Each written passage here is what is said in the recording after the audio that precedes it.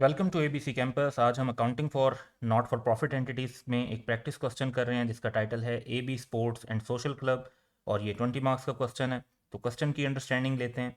You have agreed to take over the role of bookkeeper for A B sports and social club. The summarise statement of financial position on 31 December 2014 as prepared by the previous bookkeeper contained the following items. तो हमारे पास जो last year की statement of financial position है यानी तमाम opening balances वो मौजूद हैं, जिसमें एसेट्स में हीटिंग ऑयल यानी ये जो स्टॉक हमारे पास हीटिंग ऑयल का पड़ा हुआ होगा, शॉप एंड कैफ़े की इन्वेंट्रीज, इसका मतलब है ट्रेडिंग हो रही है।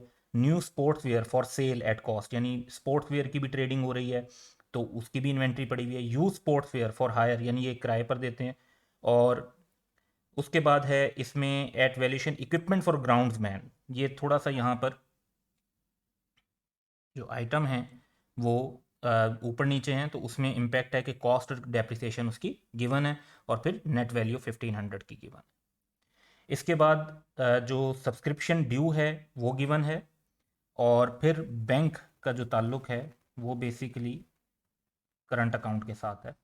तो सब्सक्रिप्शन ड्यू 200 है, bank current account 1000, deposit account 10,000। इसके बाद कैपिटल एंड लाइबिलिटीज लिखा हुआ है, एक्यूमुलेटेड फंड का वैल्यू दी हुई है, पेबल्स दिए हुए हैं दो, शॉप एंड कैफे इन्वेंट्रीज के पेबल यानी ये पेबल्स में एक आइटम ये है और दूसरा आइटम स्पोर्ट्स वेयर का पेबल है। तो दो किस्म के हमें पेबल के टी अकाउंट भी बनाने होंगे। उसके बाद बैंक अकाउंट की समरी दी हुई है जिसमें रिसीट्स में सब्सक्रिप्शन जो हमें रिसीव हुई हैं, फिर बैंक में जो पैसे रिसीव हुए हैं शॉप एंड कैफ़े से, सेल ऑफ स्पोर्ट्स वेयर से, हायर ऑफ स्पोर्ट्स वेयर से और इंटरेस्ट ऑन डिपॉजिट अकाउंट से। और फिर उनका टोटल बताया हुआ है। पेमेंट्स में बताया हुआ है कि rent and repair of club house की पेमेंट की है, हीटिंग ऑयल के लिए पेमेंट की है, स्पोर्ट्स वेयर के लिए पेमेंट की है यानी इसके जो पेबल्स होंगे उनको पेमेंट की गई होगी। ग्राउंड्स पर्सन यानी उसकी सैलरी पे की है, शॉप एंड कैफ़े की परचेजेस के लिए पेमेंट हुई हैं और कुछ ट्रांसफ़र किया गया अमाउंट डिपॉजिट अकाउंट में। तो करंट अकाउंट जो है उससे नॉर्मल रिसीट एंड पेमेंट होगी और वहाँ से जो है कुछ पैसे डिपॉजिट अकाउंट में ट्रांसफ़र किए गए हैं।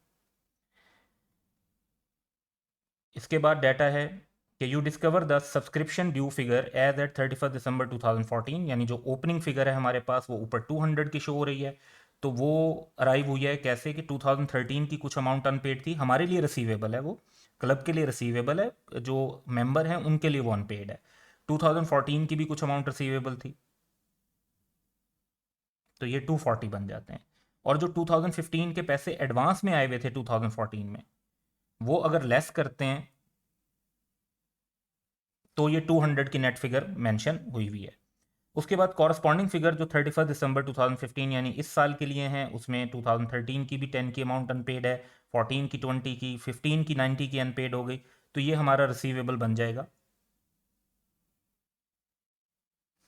और सब्सक्रिप्शन पेड फॉर 2016 यानी 15 में जो 2016 की अमाउंट आ गई ये हमारी करंट लाइबिलिटी बन जाएगी। Subscription due for more than 12 month should be return of with effect from 1 जनवरी 2015। तो जो 13 और 14 की फिगर्स हैं उनको दो साल से ज़्यादा हो चुके हैं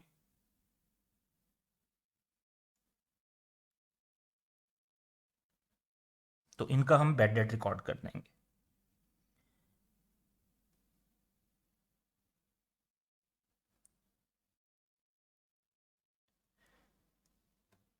इसके बाद एसेट बैलेंसेस बताए हुए। एसेट बैलेंसेस एट 31 दिसंबर इंक्लूड हीटिंग ऑयल, इसका ओपनिंग बैलेंस भी गिवन था, क्लोजिंग बैलेंस भी गिवन है, शॉप एंड कैफे की इन्वेंट्रीज, न्यू स्पोर्ट्स वेयर की इन्वेंट्री, यूज स्पोर्ट्स वेयर की इन्वेंट्री और फिर क्लोजिंग पेबल्स गिवन है। शॉप एंड कैफे इन्वेंट्रीज के पेबल 800 के, स्पोर्ट्स वेयर के 450 के और हीटिंग ऑयल के भी पैसे देने हैं 200 के। फर्दर इन्फॉर्मेशन में ये बताया हुआ है कि 2/3 ऑफ स्पोर्ट वेयर, क्योंकि स्पोर्ट वेयर की आप नोट करें परचेजेज एक जगह से हो रही हैं जबकि उसकी जब सेल और स्टॉक की बात हो रही है तो दोनों को वो अलग अलग बता रहे हैं। तो 2/3 of the sportswear purchases made in 2015 had been added to inventory of new sportswear यानी जो परचेज की गई है उसमें से 2/3 न्यू में जाएगी। और in the figures given in the list of asset above and 1/3 had been added directly to the inventory of used sports wear for hire। तो जो परचेजेज होंगी उसका 2/3 न्यू की सेल में जाएगा और 1/3 जो है वो जो हायर के लिए आपने स्पोर्ट्स वेयर रखा हुआ है उसमें जाएगा। Half of the resulting new sportswear for sale at cost at 31 December 2015 is actually over 2 years old। अब जो न्यू स्पोर्ट्सवेयर में भी जो स्टॉक पड़ा हुआ है उसमें से कुछ 2 साल से भी ज़्यादा पुराना है। You decide with effect from 31 December to transfer these older items into inventory of used sportswear at a valuation of 25% of their original cost. तो न्यू स्पोर्ट्सवेयर से कुछ स्टॉक ट्रांसफर हो जाएगा ओल्ड स्पोर्ट्स वेयर में, और उसको जो है 25% की वैल्यूएशन पे लेना है तो 75% का इन्वेंट्री का लॉस भी रिकॉर्ड होगा। Write down to NRV। No cash balances are held at 31 December, तो कैश इन हैंड नहीं है, जो भी है वो बैंक के बैलेंसेज हैं जो ऊपर बताए हुए हैं। Equipment for the grounds person is to be depreciated at 10% per annum on cost, यानी स्ट्रेट लाइन मेथड पे करना है। रिक्वायरमेंट है कि इनकम एंड एक्सपेंडिचर अकाउंट बनाए और स्टेटमेंट ऑफ फाइनेंशियल पोजीशन बनाए for the AB sports club for 2015। तो इस क्वेश्चन की रिक्वायरमेंट की तरफ चलते हैं, और अब इनकम एंड एक्सपेंडिचर में सबसे पहले हम अपने आंसर को डेवलप करते हैं। तो क्लब का नाम लिख लेंगे और इन्फॉर्मेशन मेंशन कर लेंगे कि इनकम एंड एक्सपेंडिचर हमने बनाना है फॉर द ईयर एंडेड 31 दिसंबर 2015। इसके बाद हमें इनकम मेंशन कर लेनी है और फिर एक्सपेंडिचर को भी मेंशन कर लेना चाहिए, और इनकम और एक्सपेंडिचर के नेट के तौर पर फिर हमारे पास सरप्लस की वैल्यू आ जाएगी। तो हम एक तो अपने पास इनकम एंड एक्सपेंडिचर का फॉर्मेट बना लेते हैं। दूसरे नंबर पर हम स्टेटमेंट ऑफ फाइनेंशियल पोजीशन का फॉर्मेट बना लेंगे, और इसके अंदर हम नॉन करंट एसेट्स और उसके बाद हमारे पास आ जाएंगे करंट एसेट्स। इक्विटी के बजाय हम जो है फंड का नाम या फाइनेंस्ड बाय लिखते हैं, तो वो वैल्यू मेंशन कर लेंगे, और करंट लायबिलिटीज़ जो हैं उनको भी हम मेंशन कर लेंगे। लॉन्ग टर्म लोन का तो कोई जिक्र नहीं है, तो वो हम नहीं बनाएंगे। तो ये हमने अपनी स्टेटमेंट ऑफ फाइनेंशियल पोजीशन का फॉर्मेट भी बना लिया। इसके अलावा हमें जो ज़रूरत पड़ेगी तो हम लेजर अकाउंट्स टी अकाउंट की फॉर्म में बना लेंगे वर्किंग्स के हिसाब से, और ट्रेडिंग का भी बताया हुआ है तो ट्रेडिंग के लिए भी हम फिर एक सेपरेट वर्किंग बना लेंगे। तो आप अपने पास अगर जिस तरह से पेजेस पर सॉल्व करते हैं तो ध्यान में रखें कि 4 पेजेस को यूज़ करें। फर्स्ट पेज पर इनकम एंड एक्सपेंडिचर, सेकंड पर स्टेटमेंट ऑफ फाइनेंशियल पोजीशन, फिर टी अकाउंट्स वाली वर्किंग, और उसके बाद एक्स्ट्रा जो वर्किंग्स हैं वो एक और सेपरेट पेज पर। तो हम फिर अब क्वेश्चन की तरफ चलते हैं और वन बाय वन इन सारे आइटम्स को इनकॉर्पोरेट करते हैं। सो क्वेश्चन पे हमें बहुत सीक्वेंस से चलना चाहिए। तो स्टार्ट हम करते हैं, और सबसे पहले जो हमें अमाउंट्स लेनी है तो हीटिंग ऑयल का हम टी अकाउंट बनाएंगे, क्योंकि इसकी काफ़ी एडजस्टमेंट है कि ओपनिंग स्टॉक भी मौजूद था, क्लोजिंग भी मौजूद था, कुछ पेएबल भी है। तो इसको हम इसके टी अकाउंट में ले जाएंगे। फिर हमें इन्वेंट्रीज दी हुई हैं शॉप एंड कैफ़े की, न्यू स्पोर्ट्स वेयर की और यूथ स्पोर्ट्स वेयर की। तो ये तीनों इन्वेंट्रीज हम इनके रेलिवेंट ट्रेडिंग अकाउंट में डाल देंगे। तो इन 4 फिगर्स को पहले इनकॉर्पोरेट करते हैं। सबसे पहले टी अकाउंट्स की तरफ चलते हैं। तो पहला जो हमारे पास टी अकाउंट बनेगा वो हीटिंग ऑयल का बन जाएगा, और इसके अंदर हमें ओपनिंग एसेट बताया हुआ है कि दैट इज़ 1000 का हमारे पास स्टॉक पड़ा है। ट्रेडिंग के अंदर अगर हम जाते हैं तो हमें जो है एक ट्रेडिंग एंड ऑपरेशन का बेसिकली अकाउंट बनाना है, और 3 किस्म के हमें ट्रेडिंग बताई हुई है शॉप एंड कैफ़े की, उसके बाद बताई हुई है सेल ऑफ स्पोर्ट्स वेयर जो कि न्यू सेल किया जाता है, और हायर ऑफ स्पोर्ट्स वेयर। तो इन तीनों को हम जो है इनकॉर्पोरेट कर लेते हैं, और इसके अंदर हम सेल्स लिखेंगे, कॉस्ट ऑफ सेल्स लिखेंगे। तो कॉस्ट ऑफ सेल्स में हमारे पास जो ओपनिंग स्टॉक है, क्योंकि ये ओपनिंग वैल्यूज़ दी हुई हैं, तो हमारे पास ओपनिंग स्टॉक आ जाएगा, और तीनों का ओपनिंग स्टॉक हमारे पास गिवन है 7000, 3000 एंड 750 रिस्पेक्टिवली। क्वेश्चन में मज़ीद चलते हैं तो हमारे पास इक्विपमेंट है जिसकी कॉस्ट 5000 है, एक्यूमुलेटेड डेप्रिसिएशन 3500 है, तो वो 1500 पे शो हो रहा है। इसको हम अपने नॉन करंट एसेट्स में शो कर देंगे। इसके बाद जो हमारे पास इसको शो कर देते हैं, फिर अगले स्टेप पर आते हैं। सो नॉन करंट एसेट्स के अंदर हम अपना जो इक्विपमेंट है वो शो कर देंगे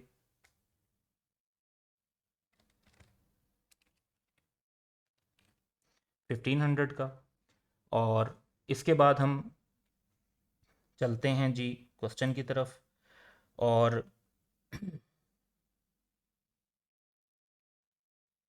इसमें हमारे पास सब्सक्रिप्शन ड्यू है। सब्सक्रिप्शन ड्यू की नीचे डिटेल दी हुई है कि ये जो 200 की अमाउंट है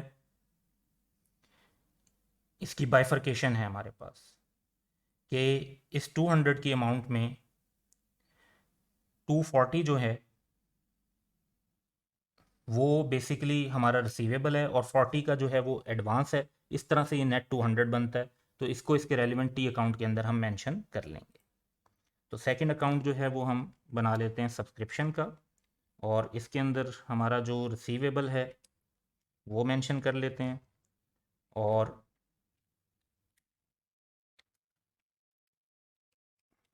जो हमारा एडवांस है उसको भी मेंशन कर लेते हैं 40 का। इस तरह से ये नेट जो है हमारे पास 200 रिफ्लेक्ट हो जाएगा।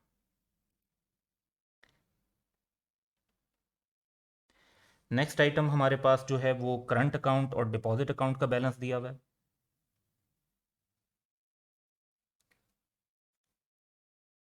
तो इनको इनकॉर्पोरेट कर लेते हैं।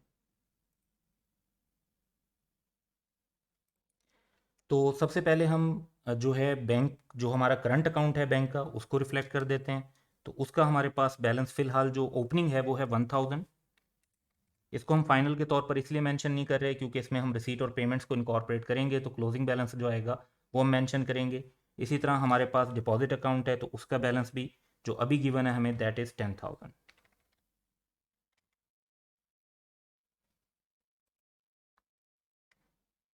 इसके बाद हमारे पास एक्यूमुलेटेड फंड का ओपनिंग बैलेंस है। इसको भी हम स्टेटमेंट ऑफ फाइनेंशियल पोजीशन के अंदर मेंशन कर लेंगे।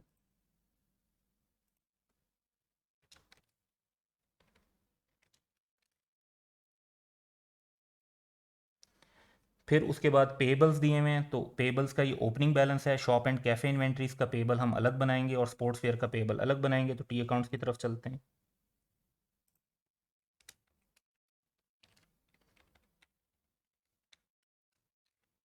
तो शॉप एंड कैफ़े के लिए पेबल 1000 है। सेकंड पेबल जो हम बनाएंगे वो स्पोर्ट्स वेयर का बनाएंगे, और इसकी जो अमाउंट है हमारे पास, दैट इज़ 300। तो सारी ओपनिंग फिगर्स हमारी कंप्लीट हो गई।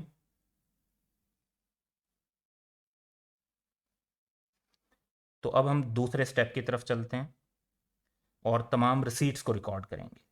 तो सबसे पहले जो सब्सक्रिप्शन के पैसे आए वो सब्सक्रिप्शन के टी अकाउंट में रिकॉर्ड हो जाएंगे।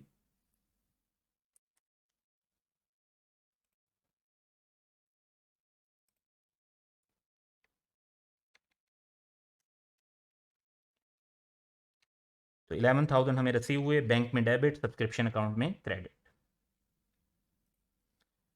उसके बाद हमें शॉप एंड कैफ़े की जो रिसीट्स हैं वो दी हुई हैं, सेल ऑफ स्पोर्ट्स वेयर की रिसीट्स दी हुई हैं, और हायर ऑफ स्पोर्ट्स वेयर की रिसीट्स दी हुई हैं। तो ये तीनों रिसीट्स जो हैं हमारे ट्रेडिंग अकाउंट के अंदर इनकॉर्पोरेट हो जाएंगी।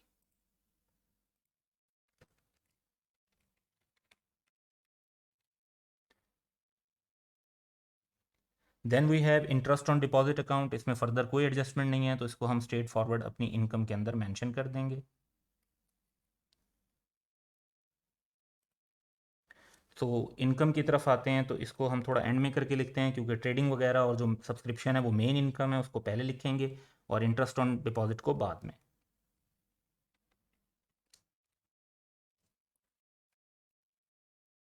इसके बाद ये जो हमारे पास टोटल रिसीट्स हैं, ये क्योंकि हमारा बैंक का करंट अकाउंट का बैलेंस बढ़ा देंगी तो इनको भी रिकॉर्ड कर लेते हैं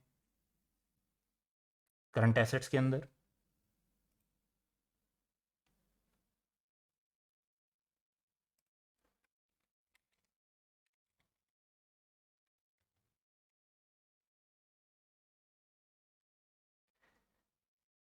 तो हमारा सेकंड स्टेप था कि रिसीट्स को रिकॉर्ड किया जाए,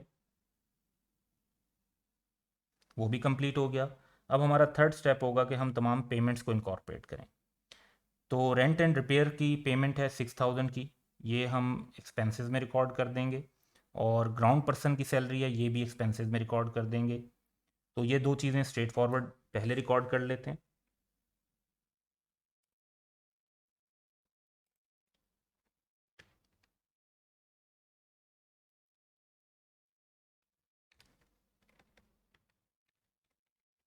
और ग्राउंड पर्सन की सैलरी,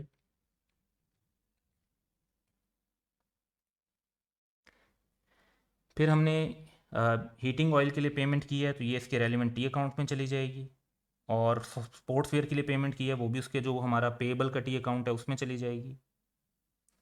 और शॉप एंड कैफ़े की परचेजेस भी हैं तो इनको भी परचेजेस के रेलिवेंट टी अकाउंट में ले जाएंगे। तो कुछ अमाउंट जो टी अकाउंट में जानी है उनको रिकॉर्ड करते हैं। तो सबसे पहले हीटिंग ऑयल के अंदर हमने 4000 की पेमेंट की है। उसके बाद हमने शॉप एंड कैफ़े के लिए जो पेमेंट की है दैट इज़ 9000। उसके बाद जो स्पोर्ट्स वेयर के लिए पेमेंट हमें बताई हुई है दैट इज़ 4000।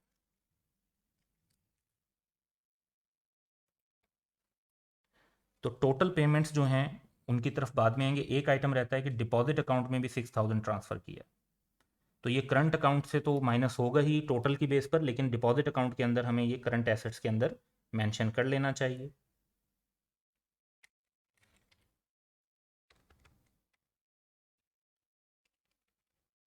तो ये हमारे पास टोटल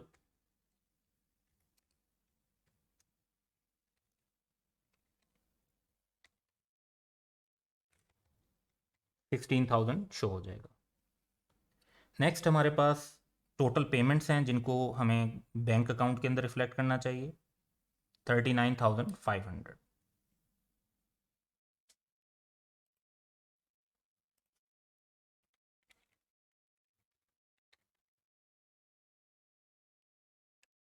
तो इस बेसिस पर हमारे पास बैंक का बैलेंस भी आ जाएगा कि 1000 प्लस 39800 की रिसीट्स हुई, 39500 की पेमेंट्स हुई। तो अब हमारे पास जो क्लोजिंग बैलेंस बचा है दैट इज़ 1300। सो हमारा पेमेंट का एरिया भी कवर हो गया। अब हम सब्सक्रिप्शन को इनकॉर्पोरेट करते हैं। तो सब्सक्रिप्शन में जो ओपनिंग वैल्यूज़ थी वो हम ऑलरेडी इनकॉर्पोरेट कर चुके हैं। जो 10 और 20 की अमाउंट है इसको बैड डेट के तौर पे रिकॉर्ड करना है, यानी राइट ऑफ कर देना है। जो हमारा रिसीवेबल का बैलेंस होगा वो 90 का होगा, तो इसको हम as a receivable closing balance show कर देंगे। और जो हमने 2015 में ही 2016 की सब्सक्रिप्शन पे हो चुकी हैं वो हमारी लाइबिलिटी हैं।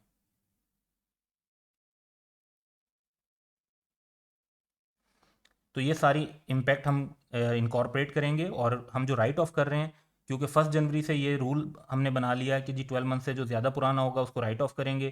तो 2015 के एंड पे 2014 की अमाउंट्स भी जो है वो राइट ऑफ हो जाएगी और 2013 की भी राइट ऑफ हो जाएगी। तो इन फिगर्स को इसके रेलिवेंट टी अकाउंट्स के अंदर भी इनकॉर्पोरेट करते हैं और एक्सपेंसेस में भी इनकॉर्पोरेट करते हैं। फॉर एग्जांपल सबसे पहले बैड डेट को एक्सपेंस में रिकॉर्ड करेंगे।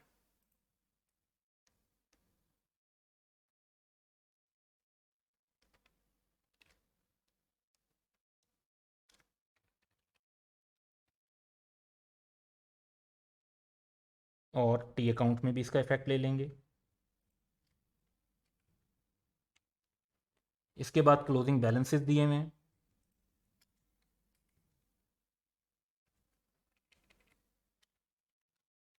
तो रिसीवेबल और एडवांस दोनों मेंशन कर देंगे। अब रिसीवेबल एडवांस जो क्लोजिंग बैलेंस है ये हमारी स्टेटमेंट ऑफ फाइनेंशियल पोजीशन के अंदर भी रिफ्लेक्ट होने चाहिए। तो रिसीवेबल को सब्सक्रिप्शन रिसीवेबल के तौर पर हम मेंशन कर देंगे 90। और करंट लाइबिलिटीज़ में जो सब्सक्रिप्शन हमारी प्रीपेड है या हमारे लिए वो बेसिकली सब्सक्रिप्शन अनअर्न्ड है तो उनको रिकॉर्ड कर देंगे। इसके लिए प्रॉपर वर्ड हमें अनअर्न्ड यूज़ कर लेना चाहिए। तो जब ये इम्पैक्ट हमारे रिकॉर्ड हो गए तो हमारा जो नेक्स्ट इम्पैक्ट होगा उसकी तरफ चलते हैं।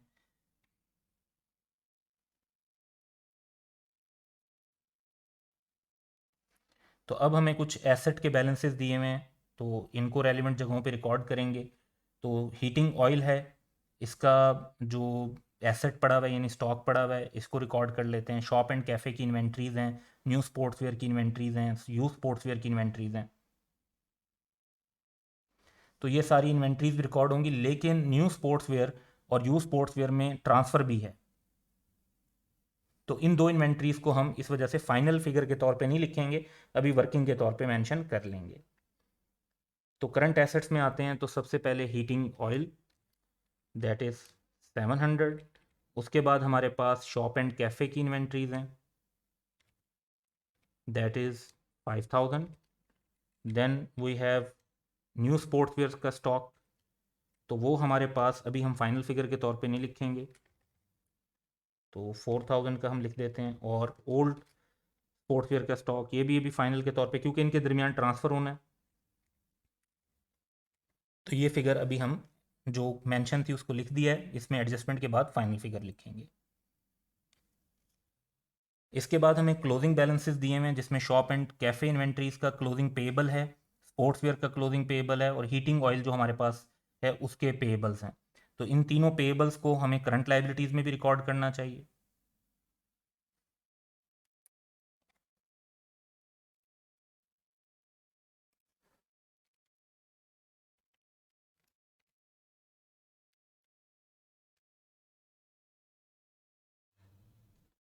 अब ये जितने आइटम हमने लिए हैं इनका सेकंड इफेक्ट भी लेना होगा, यानी ये जो 700 है इसको टी अकाउंट में मेंशन करेंगे, सारे पेएबल्स जो हैं रेलिवेंट उनको टी अकाउंट में मेंशन करेंगे, और जो क्लोजिंग स्टॉक है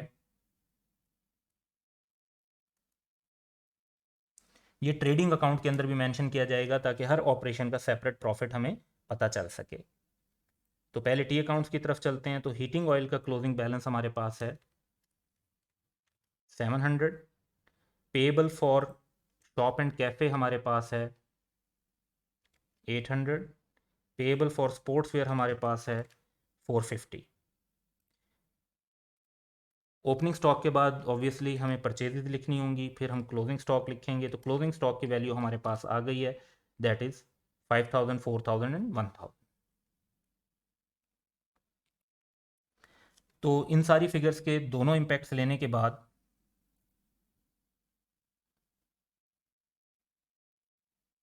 हम नेक्स्ट स्टेप पे चलेंगे, जिसमें यह बताया हुआ है कि 2/3 ऑफ स्पोर्ट्सवेयर परचेजेज जो 2015 में थी वो न्यू स्पोर्ट्सवेयर के अंदर ऐड होनी है in the figures given in the list of asset above, and 1/3 जो हैं वो यूज्ड में।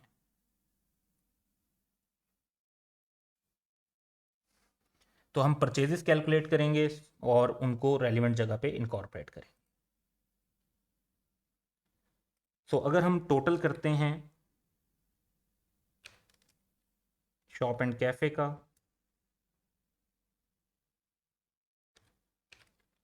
तो एज अ बैलेंसिंग फिगर हमें शॉप एंड कैफे की परचेजेस पता चल जाएंगी, दैट इज़ 8800। इसमें तो फर्दर कोई एडजस्टमेंट नहीं करनी। तो अब हम पेएबल फॉर स्पोर्ट्सवेयर की तरफ चलते हैं और इसमें बैंक की फ़िगर को करेक्ट कर लेते हैं कि बैंक की फ़िगर 4000 नहीं है, दैट इज़ 4500। और उसके बाद अगर हम टोटल करेंगे बोथ साइड्स का, तो 4950 एंड 4950, और एज अ बैलेंसिंग फिगर हमें परचेजेस की वैल्यू मिल जाएगी, दैट इज़ 4650। इस परचेजेस की वैल्यू का 2/3 जो है वो न्यू स्पोर्ट्सवेयर में, और 1/3 जो है वो ओल्ड स्पोर्ट्सवेयर के अंदर हम रिकॉर्ड करेंगे, दैट इज़ रिस्पेक्टिवली 3100 एंड 1550। तो परचेजेस को जब हम रिकॉर्ड करेंगे तो वर्किंग 3 तो हम एज इट इज़ ले लेंगे 8800। जो वर्किंग 4 में हमारे पास आंसर आया है, दैट इज़ इसका हम 2/3, इसका 2/3 लेंगे तो दैट इज़ 3100, और इसका 1/3 लेंगे तो दैट इज़ 1550। ये रेलिवेंट प्लेसेस पर हम रिकॉर्ड कर देंगे। तो यहाँ से हमें काफ़ी जो है वो पॉइंट पता चलता है, और अब हम कॉस्ट ऑफ सेल्स भी कैलकुलेट कर सकते हैं।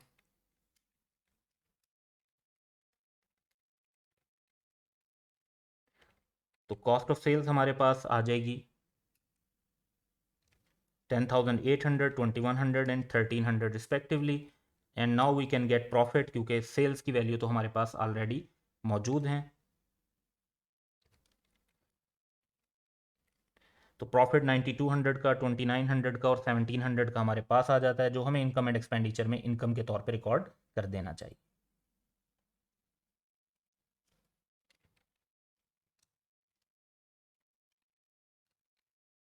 तो रेलिवेंट हमने जो प्रॉफिट थे उनको इनकॉर्पोरेट कर दिया। अब मज़ीद हम देखते हैं तो उसमें यह है कि half of the resulting new sportswear for sale at cost at 31 December is actually over 2 years old. You decide with effect from 31 दिसंबर, यानी जब ओपनिंग के टाइम से नहीं क्लोजिंग के टाइम से, to transfer these older items into inventory of यू sportswear. लेकिन कितनी वैल्यूएशन पे? 25% ऑफ देयर ओरिजिनल कॉस्ट। तो ट्रेडिंग वाली साइड पर ही चलते हैं और हम देखते हैं कि जो न्यू स्पोर्ट्सवेयर है उसका स्टॉक हमारे पास जो मौजूद है दैट इज़ 4000।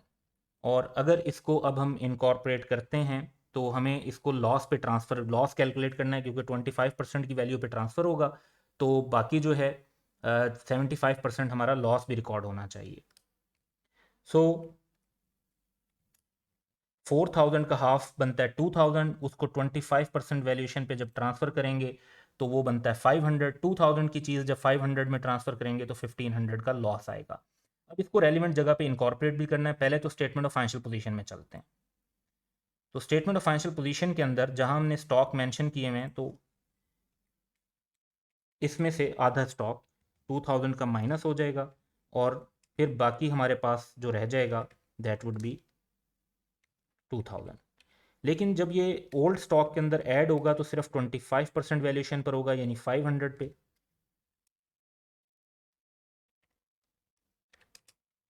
और उसकी नेट वैल्यू हमारे पास 1500 है। तो 2000 का स्टॉक एक जगह से दूसरी जगह पे 500 की वैल्यू पे ट्रांसफर हुआ, तो 1500 का लॉस हमें अपने एक्सपेंसेस में रिकॉर्ड करना होगा।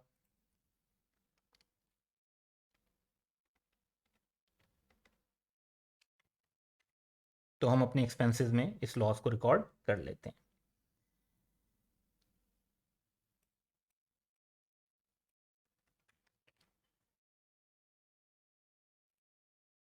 नेक्स्ट ये बताया हुआ है कि कैश बैलेंस कोई नहीं था और इक्विपमेंट की 10% डेप्रिसिएशन चार्ज करनी है, लेकिन कॉस्ट पर करनी है। तो कॉस्ट देखते हैं कितनी है।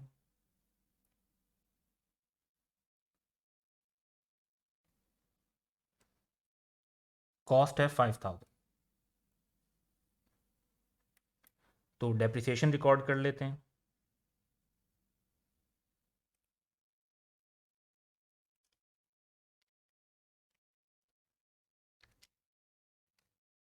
फाइव थाउजेंड का 10%, दैट वुड बी 500। दूसरा इम्पैक्ट इसका जाएगा हमारा नॉन करंट एसेट्स पर,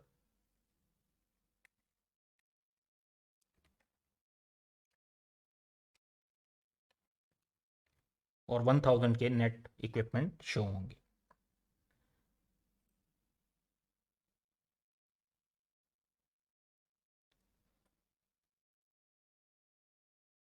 अब अगर हम क्वेश्चन का रिक्वायरमेंट देखते हैं तो हम सारा डाटा यूटिलाइज कर चुके हैं। तो अब हम क्वेश्चन के कंक्लूड करने की तरफ चलते हैं। तो सबसे पहले जो ट्रेडिंग अकाउंट है इसको तो हम फाइनल कर चुके हैं, इससे इनकम भी ले चुके हैं, लॉस ऑफ इन्वेंट्री भी कैलकुलेट कर चुके हैं। टी अकाउंट्स में हमने परचेजेस फाइंड आउट करके लिख लिए हैं, लेकिन हीटिंग ऑयल का और सब्सक्रिप्शन का इम्पैक्ट हमने लेना है। तो ये दो आइटम्स हैं जिनको हमें कंसीडर करना है। हीटिंग में एक चीज़ अभी हमारी लिखते हुए ये 200 का पेबल मिस हो गया था, इसको भी लिख लेते हैं।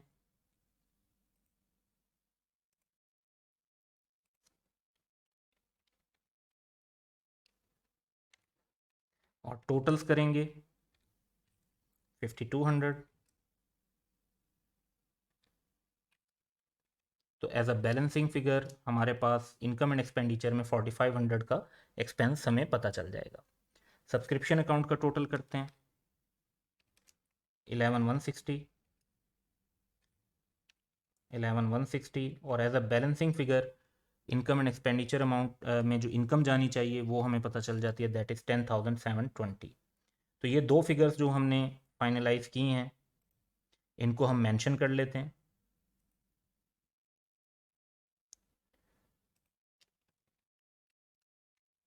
Subscription from working to 10,720, heat and heating oil, और ये हमने वर्किंग 1 से फाइंड आउट किया है 4500।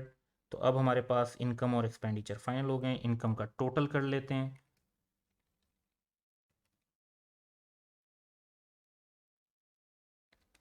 25320। इसी तरह एक्सपेंसेस का भी टोटल कर लेते हैं 22530। और हमारे पास क्योंकि इनकम ज़्यादा है और एक्सपेंडिचर्स कम है तो हमारे पास सरप्लस आ जाएगा, दैट इज़ 2790। ये हम स्टेटमेंट ऑफ फाइनेंशियल पोजीशन में अपने जो इक्विटी सेक्शन जैसा होता है फाइनेंस बाय में लिखेंगे, तो सरप्लस को ऐड कर देंगे। तो हमारे पास इस सेक्शन का भी टोटल हमें ले लेना चाहिए 25940। करंट लाइबिलिटीज़ हम ऑलरेडी लिख चुके हैं, इनका भी टोटल कर लेते हैं, और फिर हम एक ग्रैंड टोटल भी कर लेंगे 27590 का। देन हम करंट एसेट्स का टोटल कर लेते हैं और फिर करंट एसेट्स और नॉन करंट एसेट्स का भी टोटल हम इनकॉर्पोरेट कर लेते हैं, तो हमारी स्टेटमेंट ऑफ फाइनेंशियल पोजीशन भी टैली हो जाती है। तो ये हमारे क्वेश्चन की रिक्वायरमेंट थी जो हमने कंप्लीट की। सो एक नज़र इसको देख लेते हैं। सबसे पहले हमने इनकम एंड एक्सपेंडिचर अकाउंट में इनकम और एक्सपेंडिचर्स को मेंशन किया, जिससे सरप्लस निकाला। स्टेटमेंट ऑफ फाइनेंशियल पोजीशन में नॉन करंट एसेट में सिर्फ एक इक्विपमेंट था, करंट एसेट्स मेंशन किए, देन फाइनेंस बाय और करंट लाइबिलिटीज़ को मेंशन किया।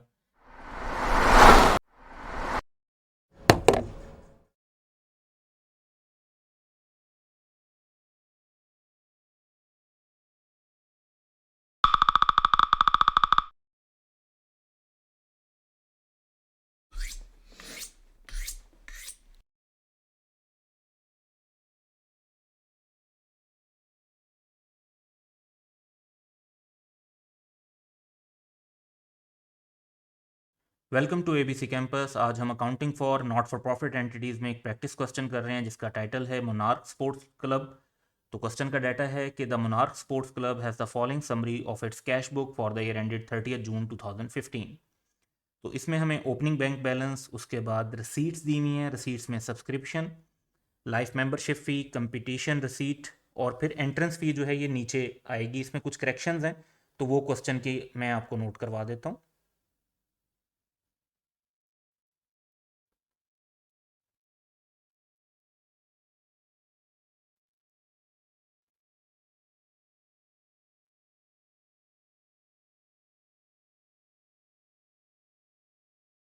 तो ये फिगर्स इस तरीके से शो होनी चाहिए। तो सब्सक्रिप्शन जो है वो 18,000 है, लाइफ मेंबरशिप फ़ी 3,000, कंपटीशन रिसीट 7,500, एंट्रेंस फ़ी 2,500 और इक्विपमेंट सोल्ड से जो रिसीट्स आई हैं वो 1,000। रिसीट्स के बाद हमारे पास इंफॉर्मेशन है पेमेंट्स की। तो पेमेंट्स में transport to matches, competition prizes, coaching fee, repairs to equipment, purchases of new equipment और परचेजेस ऑफ स्पोर्ट्स पवेलियन के जो पैसे हैं वो दिए हुए हैं। और इसके बाद क्लोजिंग बैलेंस जो ओवरड्रान है रिसीट एंड पेमेंट का वो भी गिवन है। इसके बाद क्वेश्चन में जो following information is available regarding the position at the beginning and end of the accounting year. तो सब्सक्रिप्शन का इन एडवांस और इन एरियर्स का ओपनिंग क्लोजिंग बैलेंस दिया हुआ है और कोचिंग फीस आउटस्टैंडिंग का बैलेंस दिया हुआ है। तो जिनका ओपनिंग क्लोजिंग बैलेंस दिया हुआ है तो इनमें हम नोट कर लेते हैं कि इन आइटम्स में एडजस्टमेंट होगी और टी अकाउंट भी बनेगा, एक सब्सक्रिप्शन में और दूसरा कोचिंग फी में।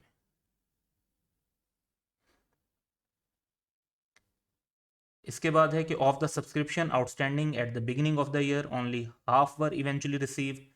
तो ये जो इन्फॉर्मेशन है ये बेसिकली ये बैड डेट से रिलेटेड है कि हाफ रिसीव हुए हैं इवेंचुअली, बाकी हाफ रिसीव नहीं हो सकते, तो उसको बैड डेट रिकग्नाइज कर देंगे। फिर है equipment sold during the year had a net book value of 1200 at 1 July 2014। अच्छा, अब इसका मतलब है कि जो इक्विपमेंट सोल्ड है इससे रिलेटेड भी एडजस्टमेंट गिवन है और जो कंपटीशन की रिसीट्स हैं उनसे रिलेटेड प्राइजेस भी हैं तो उनकी भी एडजस्टमेंट है। देन देयर इज डाटा कि equipment is to be depreciated at 20% per annum, तो हमें डेप्रिसिएशन भी चार्ज करनी होगी। Life membership fees are taken to cover 10 years. तो लाइफ मेंबरशिप की फीस जो है उसको भी ओवर 10 ईयर डिस्ट्रीब्यूट करना है, तो इनकम एंड एक्सपेंडिचर के अंदर हम सिर्फ 1/10 को रिकॉर्ड करेंगे, तो इसकी भी एडजस्टमेंट है।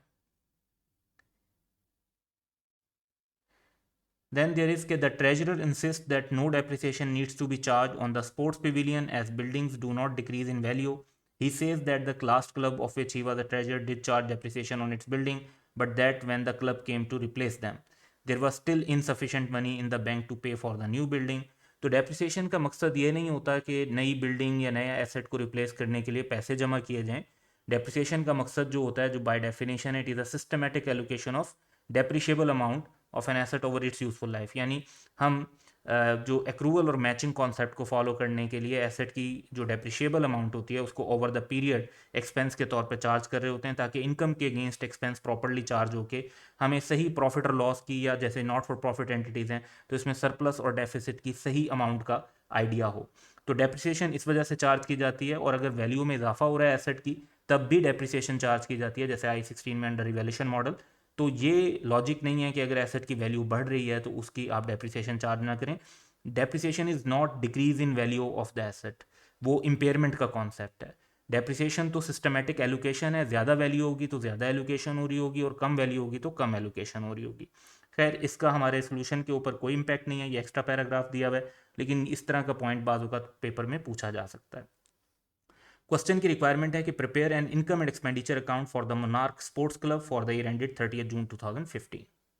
तो सिर्फ हमने इनकम एंड एक्सपेंडिचर अकाउंट बनाना है, तो हम एक पेज जो है वो एलोकेट कर लेते हैं अपने आंसर के लिए, जिसमें हम जो है मोनार्क स्पोर्ट्स क्लब का नाम लिख लेते हैं, income and expenditure account mention कर लेंगे, और फॉर द ईयर एंडेड जून 30 2015 हमें इनकम्स को लिस्ट कर लेना चाहिए, और उसके बाद हमें रुपीज़ में क्योंकि वैल्यूज़ दी हुई हैं तो वो मेंशन कर लेंगे, और इनकम के बाद हमें एक्सपेंडिचर भी मेंशन कर लेना चाहिए, और then we would find out कि हमारे पास सरप्लस आता है या डेफिसिट आता है। तो ये एक फॉर्मेट है, और इसके अलावा जहाँ टी अकाउंट्स की ज़रूरत पड़ेगी तो एक सिंगल सेकंड पेज के ऊपर हम टी अकाउंट्स को भी बना लेंगे। अब क्वेश्चन के डाटा की तरफ चलते हैं और वन बाय वन तमाम आइटम्स को डील करते हैं। ओपनिंग बैंक बैलेंस को हम इसलिए यूज़ नहीं कर रहे क्योंकि हमें स्टेटमेंट ऑफ फाइनेंशियल पोजीशन नहीं बनानी।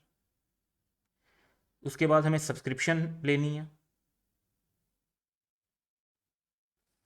तो सब्सक्रिप्शन की अमाउंट को हमें इनकम एंड एक्सपेंडिचर में मेंशन करना होता है, लेकिन क्योंकि इस अमाउंट में हमारी कुछ एडजस्टमेंट्स हैं तो इसको अभी हम फाइनल वैल्यू के तौर पर मेंशन नहीं करेंगे, और इसकी एक वर्किंग बना लेंगे, वर्किंग वन, और वो टी अकाउंट के अंदर हम बना लेते हैं और वहाँ पर ये वैल्यूज़ मेंशन कर देंगे।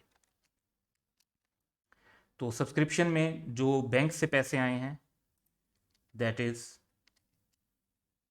18,000, bank debit, subscription credit. Next item हमारे पास है लाइफ मेंबरशिप फ़ी। लाइफ मेंबरशिप फ़ी में हमें यह बताया हुआ है कि इसको ओवर 10 ईयर्स कंसीडर करना है। सो 10 ईयर्स में कंसीडर करना है तो बाकी 9 ईयर्स की अमाउंट डेफर्ड इनकम बना दी जाएगी। तो लाइफ मेंबरशिप फ़ी 3,000 में से हम सिर्फ जो इनकम बनाएंगे वो 300 बनाएंगे।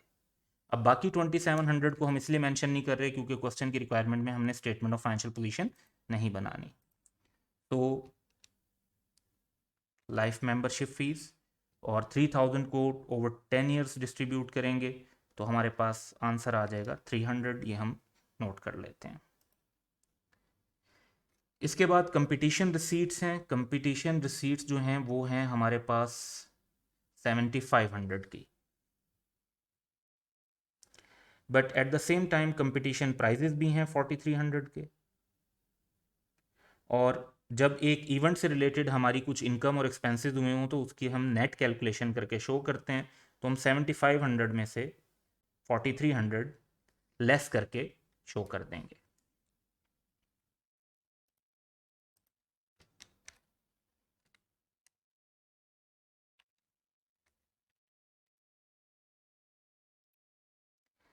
Then we have entrance fee. Entrance fee में कोई एडजस्टमेंट नहीं है,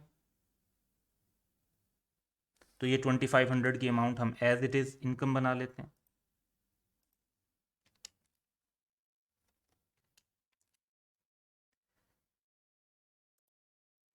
then we have equipment sold 1000 का, जबकि इस इक्विपमेंट की वैल्यू हमें दी हुई है 1200। तो 1200 का एसेट अगर हम 1000 में सेल करते हैं तो हमें 200 का लॉस होगा ऑन डिस्पोजल। इस लॉस ऑन डिस्पोजल को हम अपने एक्सपेंडिचर्स में मेंशन कर देते हैं।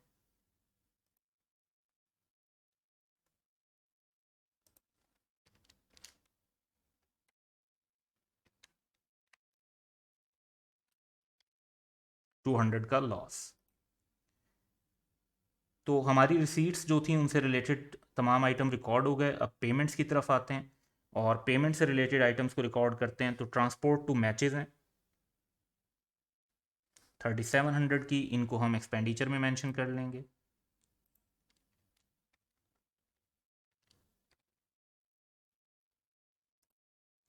कंपटीशन प्राइजेस को ऑलरेडी हम कंसीडर कर चुके हैं। कोचिंग फ़ी की जो अमाउंट है, क्योंकि उससे रिलेटेड बैलेंसेस दिए हुए हैं, तो उसको हम जो है अपनी टी अकाउंट के अंदर मेंशन कर लेते हैं।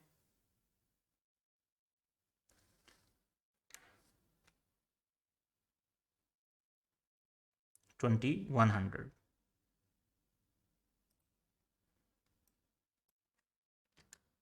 तो कोचिंग फ़ी का टी अकाउंट बना लेंगे और इसकी पेमेंट है 2100 की, तो वो रिकॉर्ड कर लेंगे। देन रिपेयर्स टू इक्विपमेंट है 800 का, इसको भी रिकॉर्ड कर लेते हैं एक्सपेंसेस के तौर पे।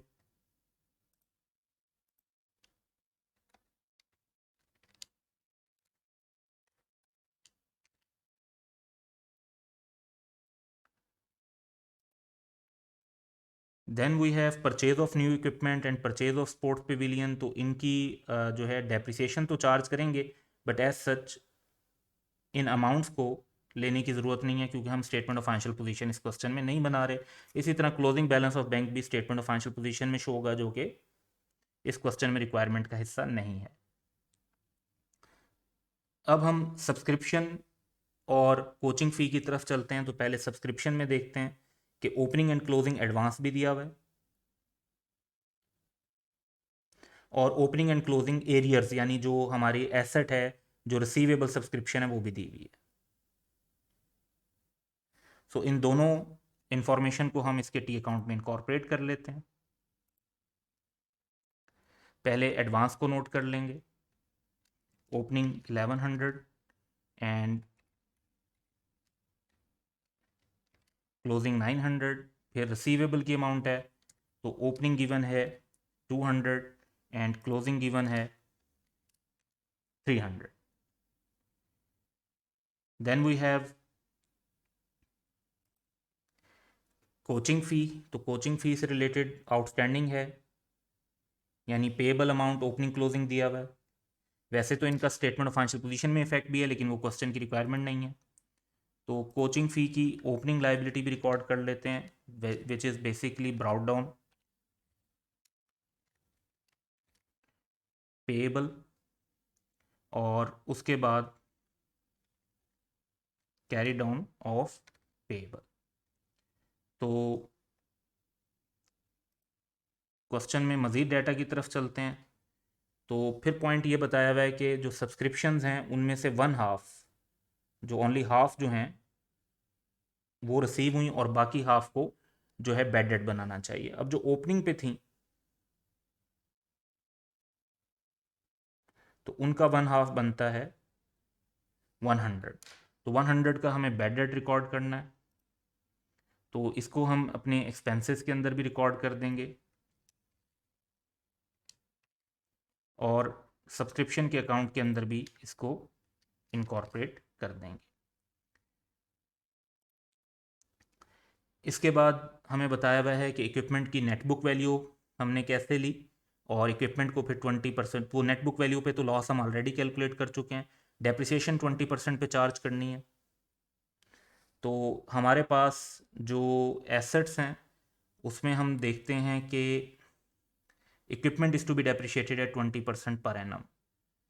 तो स्पोर्ट्स पेविलियन जो है उसकी डेप्रिसिएशन का कोई डाटा गिवन नहीं है क्वेश्चन के अंदर कि उसको किस बेसिस पर डेप्रिशिएट करना है। तो ये एक जो है गलत ट्रीटमेंट होगी कि हम इसकी डेप्रिसिएशन चार्ज ना करें, लेकिन क्वेश्चन के अंदर कोई ऐसा डाटा भी नहीं दिया हुआ जिसकी बेस पर हम इसकी डेप्रिसिएशन चार्ज कर सकें। तो हम सिर्फ इक्विपमेंट की डेप्रिसिएशन चार्ज कर सकते हैं, और वो हम 20% की बेसिस पर चार्ज कर देंगे। यहाँ पर हमें इसका आंसर अपनी डिस्कशन में बताना चाहिए कि इसकी डेप्रिसिएशन चार्ज करनी चाहिए, जो कि उन्होंने चार्ज नहीं की भी।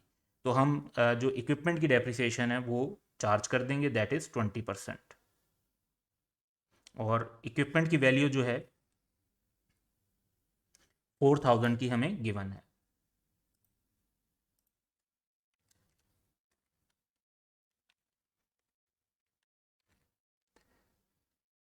सो क्वेश्चन का डाटा कंप्लीट होने के बाद अब हम अपने टी अकाउंट्स की तरफ आते हैं। तो टोटल हमारे पास आ जाता है, और एज अ बैलेंसिंग फिगर हमारे पास सब्सक्रिप्शन की अमाउंट आएगी जो हमें इनकम एंड एक्सपेंडिचर अकाउंट में रिकॉर्ड करनी चाहिए, दैट इज़ 18,400। तो सब्सक्रिप्शन रिकॉर्ड कर लेते हैं 18,400।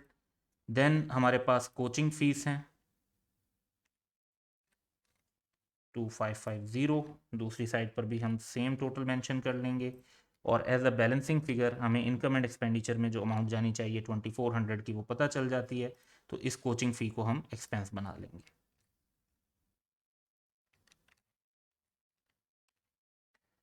अब हम अपनी इनकम्स का टोटल कर लेते हैं।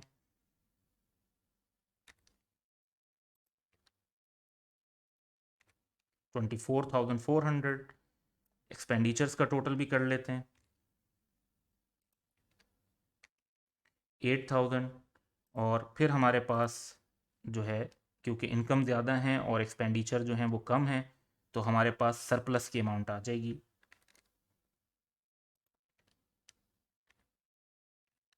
16,400। तो हमारा ये आंसर है, लेकिन इसमें जो एक इशू है वो ये है कि हमने स्पोर्ट्स पवेलियन की डेप्रिसिएशन चार्ज नहीं की, क्योंकि उससे रिलेटेड हमें डेप्रिसिएशन रेट या कोई और अल्टरनेट इन्फॉर्मेशन गिवन नहीं थी। सो इनकम एंड एक्सपेंडिचर हमने बनाना था, और वर्किंग में हमने एक सब्सक्रिप्शन का टी अकाउंट बनाया ताकि सब्सक्रिप्शन इनकम पता चल जाए, और कोचिंग फ़ी का एक्सपेंस फाइंड आउट करने के लिए उसका टी अकाउंट भी बनाया। That's all for today. Have a good day.